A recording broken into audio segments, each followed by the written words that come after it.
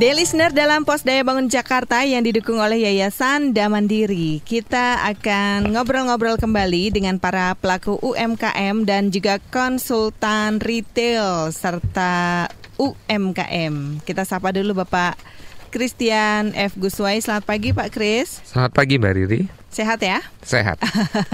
Juga ada Mas Lili dari Galeria Jakarta. Selamat pagi. Selamat pagi Mbak Riri. Nah, UKM kita ini dari keramik, lesung keramik. Oh, lesung keramik. Jadi produk-produk keramik. Kayaknya Indonesia memang sangat lekat dengan keramik ya. Oh iya, karena kerajinan keramik cukup banyak setiap daerah Mbak. Iya, yang mewakili lesung keramik ini adalah Pak Fajar ya. Mas Fajar. Selamat pagi Mas Fajar. Selamat pagi Mbak Lili. Iya, gimana lesung keramik perkembangan terkininya ini? Untuk perkembangan kini ya antusias dari masyarakat sangat bagus. Jadi apa yang diproduksi itu bentuknya? Produksi yang kami buat yaitu interior untuk rumah, interior untuk taman, peralatan kantor, dinner set, dan lain-lain. Dan lain-lain ya. Baik, Pak Kris, kita juga pada minggu lalu ini membahas mengenai visi dan misi perusahaan. Tampaknya masih banyak yang antusias ya untuk lebih jauh begitu melihat seperti apa sih visi dan misi yang mereka miliki. Ada juga sebagian yang mengatakan loh, saya selama ini tidak membuat begitu visi dan misi, running aja. Yang penting omset ada, untung ada, modal berkembang begitu. Nah, gimana kalau usaha itu tanpa visi dan misi, Pak Kris? Iya, di minggu lalu memang kita juga ada menyinggung masalah ini ya. Tetapi kalau betul-betul dipikir, sebenarnya tidak ada perusahaan yang berjalan tanpa visi, tanpa misi. Iya. Masalahnya hanya adalah kejelasan visi dan kejelasan misi. Sebenarnya mereka punya, tetapi belum diformalkan, belum dinyatakan secara tegas. Nah, sebenarnya para pelaku usaha ini, khususnya pemilik bisnis, sudah seharusnya membuat visi dan misinya secara jelas, karena itulah yang menjiwai nanti ketika apa yang dia inginkan itu di dalam perencanaan bisnisnya.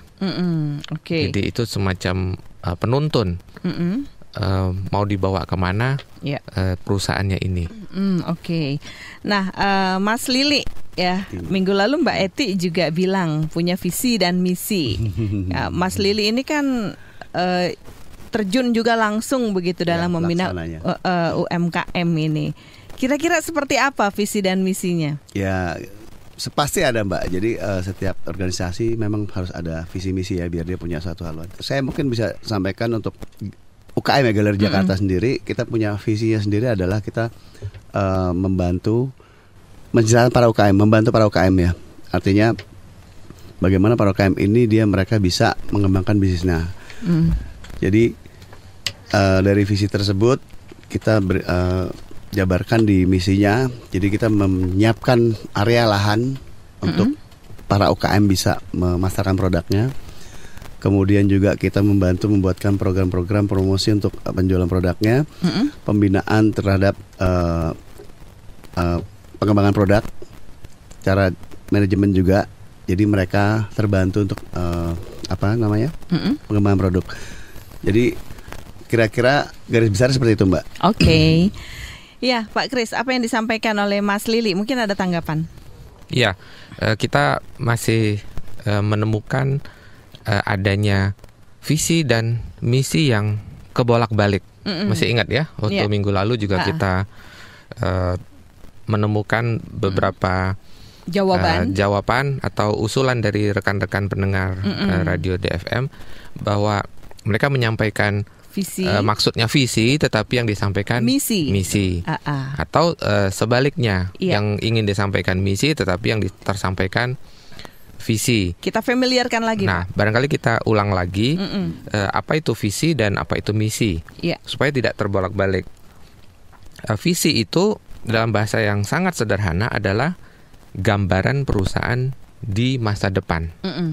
Jadi kita yang memiliki bisnis ini melihat di dalam gambaran mental kita, karena tidak masih di masa depan kan, harus dibayangkan jadinya perusahaan ini di masa depan seperti apa.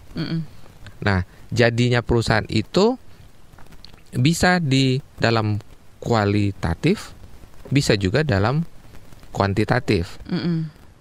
Contoh secara kualitas barangkali bisa disampaikan seperti ini visinya, menjadi perusahaan nomor 1, umpamanya bergerak di bidang tour dan travel ya.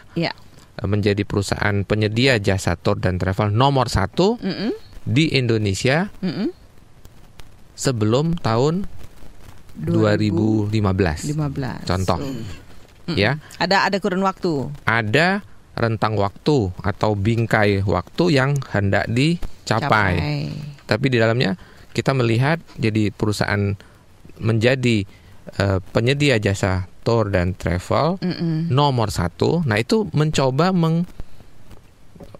secara kualitas kan, terbaik.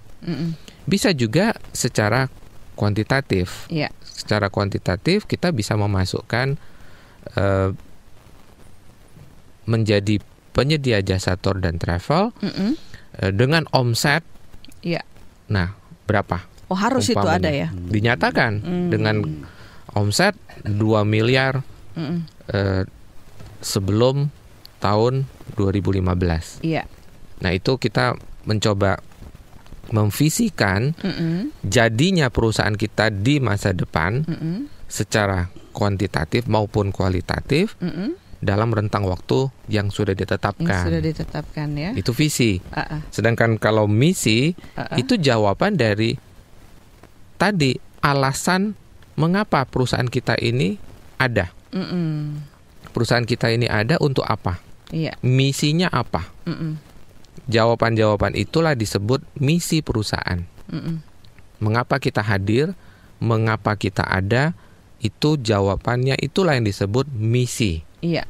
Nah, mudah-mudahan makin jelas apa itu bedanya visi dan misi. Baiklah, kalau begitu listener, kita akan break dulu ya. Segera berlanjut setelah ini.